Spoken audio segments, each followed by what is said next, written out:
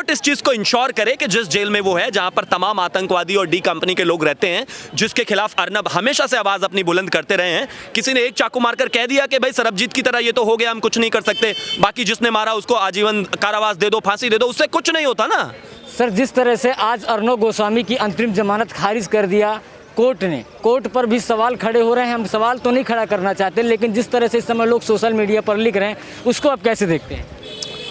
मुझे एक चीज़ बताइए, जब ओवैसी आकर ये कह सकता है राम मंदिर के वर्डिक्ट के बाद कि सुप्रीम कोर्ट सुप्रीम तो है लेकिन इनफेलेबल नहीं है, यानी कि मतलब वो सर्वोच्च तो है लेकिन वो इनफेलेबल नहीं है, अचूक नहीं है, तो इस देश में, इस देश का संविधान, मैं ये नहीं कहता कि आप कोर्ट की अवमानना कीजिए या कोर्ट की बात मत कीजिए या फिर कंटेम्प्ट ऑफ कोर्ट कीजिए, लेकिन अगर कोई पसंद नापसंद का मुद्दा है तो आप उस पर बोल सकते हो। जहाँ तक बात अर्नब गोस्वामी की बेल प्ली को रिजेक्शन का है, उसमें चीज़ें साफ है, क्योंकि जनता उस बारे में सिक्योरिटी को लेकर परेशान है। जनता को लग रहा है कि वो जेल में सेफ नहीं है, आप उसको सिक्योरिटी दे दीजिए, उसके बाद जनता में आप चाहें तो आप जिस हिसाब पर मेरिट पर आकर आप उसकी बेल प्ली को रिजेक्ट करें या एक्सेप्ट करें, तो जनता तो सवाल पूछेगी, चाहे वो कोर्ट हो, चाहे वो सरकार हो, चाहे वो ब्यूरोक्रेसी हो, क्योंकि ये जितने भी सिस्टम्स हैं ये अल्टीमेटली देश की जनता के लिए ही हैं और देश के लिए ही हैं। देश की 130 करोड़ लोग हैं, तभी बाकी व्यवस्थाएं हैं। अगर लोग ही नहीं होंगे, इमेजिन कीजिए यहाँ पर अगर इस पूरे देश में एक भी व्यक्ति ना बचे तो फिर किसके लिए कोर्ट और किसके लिए पुलिस और किसके लिए नेता? तो कुल मिलाकर अगर सवाल उठाया जा रहा है तो वो इसलिए उठाया जा रहा है क्योंकि लोग चिंतित हैं, लोग परेशान हैं, सड़कों पर जन सैलाब है, पूरे देश में और दुनिया में लोग इसके लिए प्रोटेस्ट कर रहे हैं। अब दुनिया अगर प्रोटेस्ट कर रही है तो कुछ ना कुछ तो आधार होगा ना। जब एक जर्नलिस्ट को निकाल कर गला पकड़कर खींचकर एक आतंकवादी की तरह लेकर जाया गया तो क्या जनता नहीं बोलेगी? अगर एक गाड़ी जिसके अंदर अर्नब गोस्वामी थे, जो अजमल कसाब के समय भी ढकी हुई नहीं होती थी, वो अर्नब गोस्वामी के समय पर ढकी हुई है, तो जनता तो डरेगी ना, सवाल पूछेगी। अगर एक व्यक्ति को उठाकर लेकर जाने के लिए 70 पुलिस वाले आएंगे और सब AK-47 और 56 लेकर आएंगे तो जनता तो डरेगी। अब अगर जनता सवाल पूछ रही है तो चाहे कोर्ट हो, चाहे नेता हो, चाहे पुलिस हो, चाहे पत्रकार हो, जवाब तो देना पड़ेगा आपको। तो जनता सिर्फ यही कह रही है कि बेल आपने रिजेक्ट की, ठीक है, वो एक एस्पेक्ट हो गया, आपकी क्या मेरिट्स हैं, आपने क्या दिया, वो सब एक एलिबरेटिव ऑर्डर में मिलेगा, लेकिन उसकी सिक्योरिटी का क्या? और कल अगर उसको कुछ होता है तो उसकी जिम्मेदारी लेगा कौन? कोर्ट के जुरिस्डिक्शन में सारी चीजें चल रही हैं तो उसकी जिम्मेदारी आज के टाइम में तो कोर्ट की है। कोर्ट इस चीज को इंश्योर करे कि जिस जेल में वो है, जहां पर तमाम आतंकवादी और डी कंपनी के लोग रहते हैं, जिसके खिलाफ अर्नब हमेशा से आवाज अपनी बुलंद करते रहे हैं, किसी ने एक चाकू मारकर कह दिया कि भाई सरबजीत की तरह ये तो हो गया, हम कुछ नहीं कर सकते, बाकी जिसने मारा उसको आजीवन कारावास दे दो, फांसी दे दो, उससे कुछ नहीं होता ना। भाई, इस देश को अर्नब गोस्वामी जैसा एक पत्रकार बनाने में 70 साल लगे, अब क्या चाहते हो कि अगर वो ना रहे तो एक और 70 साल लगे दूसरा अर्नब गोस्वामी बनाने में? तो उसकी security is the major agenda, that's it. लेकिन सर, एक बात चल रही है इस समय सोशल मीडिया में, एक बात चल रही, ट्विटर ट्रेंड कर रहा था, कल आपने देखा होगा, वो जो ट्रेंड था बीजेपी को लेकर, बीजेपी से लोग काफ़ी नाराज़ हैं, केंद्र सरकार से लोग नाराज़ हैं, उसको आप देखिए, आप एक चीज समझ लीजिए, जो परिवार में सबसे ज्यादा कर्मठ, जो परिवार का सबसे बेहतरीन बच्चा होता है, अपने परिवार वाले, अपने माँ बाप उसी से नाराज होते हैं। जनता सबसे मेन होती है, अगर वो किसी बात की नाराजगी है तो उसको सिंपल, इसका मतलब इतना है कि उसको उम्मीद ज्यादा है, वो चाहती है कि किसी भी तरह से केंद्र सरकार इसमें इंटरवीन करे। लेकिन हम इसके साथ जो एक सबसे बड़ा पहलू भूल जाते हैं, जो कि मैं अभी भी कह रहा था पहले ही, वो ये है कि भारतीय जनता पार्टी के अलावा क्या आपको कोई एक पार्टी का एक नेता, क्या एक कार्यकर्ता भी आवाज उठाते हुए दिखा? नहीं दिखा। क्या संत सिर्फ बीजेपी के हैं? नहीं ना। क्या मंदिर सिर्फ बीजेपी का है? नहीं ना। क्या 370 हटने के बाद घूमने सिर्फ बीजेपी वाले जाएंगे? नहीं ना। क्या अर्नब गोस्वामी का चैनल सिर्फ बीजेपी के घर देखा जाता है? नहीं ना। वो पत्रकार तो देश का है ना। कोई एक पार्टी, कोई एक व्यक्ति, कोई एक नेता, कोई एक कार्यकर्ता, कोई एक प्रवक्ता बोला क्या? नहीं बोला, सब बीजेपी वाले ही बोल रहे हैं लगातार। आज अगर भगत सिंह कोश्यारी जी ने बोला है वहां के गृह मंत्री को, तो वो भी कहीं ना कहीं किस पृष्ठभूमि से आते हैं, सब जानते हैं इस बात को।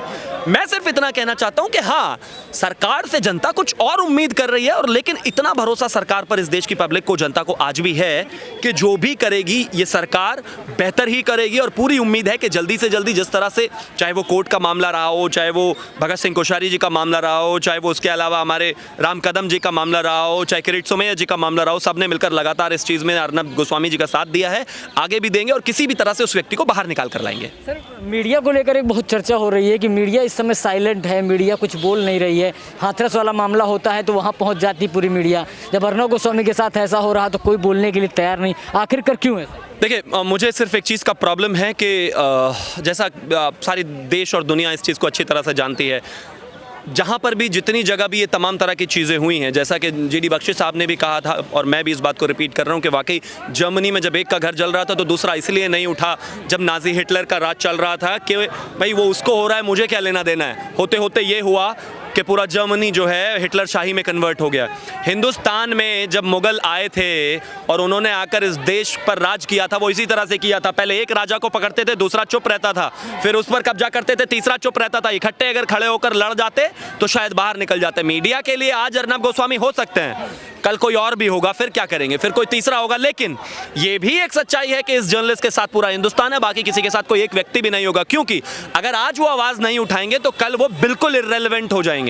पब्लिक बिल्कुल सीरियसली लेना बंद कर देगी। तो मैं फिर भी यही कहूँगा कि जनता के सेंटिमेंट्स को देखते हुए, भीड़ को देखते हुए, लोगों को देखते हुए उनको आगे आना चाहिए और एक प्रेस फ्रीडम की जो बात करते हैं उसके लिए खड़ा होना। आप किसी जर्नलिस्ट के लिए खड़े मत होइए, लेकिन आप प्रेस फ्रीडम के लिए खड़े होइए। आप खड़े होइए उस स्वतंत्रता के लिए कि कल एक गरीब के बच्चे को जब एक पुलिस मार रही होगी, पीट रही होगी, अगर आप आज आवाज़ नहीं उठाएंगे और कल उसकी बात करेंगे तो कल उसको कोई देखेगा नहीं। उसके लिए मीडिया आवाज़ नहीं उठाएगा, कोई कैमरा नहीं लेकर जाएगा जब पुलिस मार रही होगी, क्योंकि जब एक कैमरे वाले को पुलिस मार रही है तो बाकी के कैमरे वाले चुप हैं। लेकिन सर एक बात ये समझने वाली होगी कि जिस तरह सलमान खान का केस आता है गाड़ी वाले मामले में, जब वो गाड़ी चढ़ा देते हैं 2 घंटे में जमानत मिल जाती है और इधर अर्नब गोस्वामी को 4 से 5 दिन होने वाले हैं, वो चिल्ला रहे हैं कि मेरी जान को खतरा है, फिर भी उनको जमानत नहीं दी जाती है। देखिए, मुझे लगता है इसमें ज़्यादा ज्यूरिसडिक्शन कोर्ट का चलता है। उन्होंने क्या फाइंडिंग्स हैं उनकी, केस पर्टिकुलर केस को लेके क्या फाइंडिंग्स हैं उनकी, वो किस तरह से उस चीज़ को देखते हैं, उन्होंने किस तरह की ऑब्जर्वेशंस उसमें ली, वकीलों की क्या मेरिट्स और डीमेरिट्स रही, उसके बाद कोर्ट ने आधार के हिसाब से ही जो है बेल पिटिशन को रिजेक्ट किया। अब मामला ये आता है कि सबसे ज़्यादा ज़रूरी सिक्योरिटी है। मैं कहता हूँ बेल आज नहीं, आप 2 दिन बाद दे रहे हैं, लेकिन जो ये 2 दिन की गारंटी है वो कौन देगा? उस गारंटी को इंश्योर करना कोर्ट का काम है। मैं कोर्ट से इस बात से बिल्कुल ठीक है, उन्होंने जो किया वो एक अलग चीज़ है, वो क्वेश्चनेबल भी नहीं है, लेकिन इतना ज़रूर है कि कृपया करके इस देश के पत्रकार के साथ इतना कर दीजिए कि कम से कम उसकी सिक्योरिटी रहे, कम से कम वो जिंदा रहे, कम से कम वो रहे, उसको कोई परेशानी ना हो, उसको कोई दिक्कत ना हो। इसकी गारंटी कोर्ट्स कम से कम इस देश की जनता को दे दे, ताकि जनता इस सुकून में तो रहे कि हाँ व्यक्ति जहाँ पर भी है सेफ है। सर तलोजा जेल को लेकर लोग इतना परेशान क्यों हो? क्योंकि तलोजा जेल में जिस तरह से अर्नब गोस्वामी को रखा गया, उस जेल में आखिरकार ऐसा क्या है जिसकी वजह से लोग इतना परेशान हैं? वो आप मुझसे पूछना चाह रहे हैं, आपको भी पता है क्या है। तलोजा जेल फेमस है, वहाँ पर डी कंपनी से लेकर तमाम जितने भी कुख्यात लोग हैं वो वहाँ पर रहे हैं। उन्होंने जेल सर्व सबका वहीं पर रहा है और कहीं ना कहीं वो हाई रिस्क जेल मानी जाती है। बहरहाल सुबह किरीट सोमैया गए थे, शाम को नाम कदम गए हैं। उन्होंने कहा है, जेल प्रशासन से उनकी बात हुई है, उन्होंने कहा है कि अर्नब गोस्वामी सेफ हैं, आगे भी उनका पूरा ध्यान किया जाएगा, मेडिकल चेकअप लगातार किया जा रहा है। लेकिन और भी ज़्यादा ज़रूरी है कि आप इसको गारंटी करें, क्योंकि अब जो हो रहा है ना, जनता इसको बर्दाश्त करने के लिए तैयार नहीं है। सदियों में एक ऐसा जर्नलिस्ट आता है जो जनता के सरोकारी मुद्दे उठाता है, तो उसकी तो सिक्योरिटी सुप्रीम कोर्ट को देनी ही पड़ेगी। उसकी कस्टडी जहां पर वो है, उसकी गारंटी तो कोर्ट को देनी ही पड़ेगी। सर मेरा लास्ट और आखिरी सवाल ये है, हम फ्रीडम ऑफ स्पीच की बात करते हैं, फ्रीडम ऑफ स्पीच क्या लिबरल्स के लिए है, राष्ट्रवादियों के लिए नहीं है? देखिए, मुझे लगता है फ्रीडम ऑफ स्पीच की जहाँ तक बात है, उस पर इस देश में बहुत दोहरे मापदंड हैं। आप इसी देश में खड़े होकर पाकिस्तान जिंदाबाद नारे लगाओगे, आप फ्रीडम ऑफ एक्सप्रेशन में आते हो। अफजल हम शर्मिंदा हैं, तेरे कातिल जिंदा हैं, हम फ्रीडम ऑफ एक्सप्रेशन में आते हो। सेना पर पत्थर मारे जाते हैं, फ्रीडम ऑफ एक्सप्रेशन में आते हैं। आईसिस का झंडा उठाया जाता है, फ्रीडम ऑफ एक्सप्रेशन में आते हैं। पाकिस्तान का झंडा उठाया जाता है, फ्रीडम ऑफ एक्सप्रेशन में आते हैं। विवेकानंद की मूर्ति पर JNU में कालिक पोत दी जाती है, फ्रीडम ऑफ एक्सप्रेशन में आते हैं। माँ सीता माता के गलत पोस्टर्स बनाए जाते हैं, फ्रीडम ऑफ एक्सप्रेशन में आते हैं। लेकिन एक जर्नलिस्ट एक पॉलिटिकल पार्टी को अगर खड़े होकर बातें कह रहा है तो ये फ्रीडम ऑफ एक्सप्रेशन में नहीं आता। This is what we call hypocrisy at its best.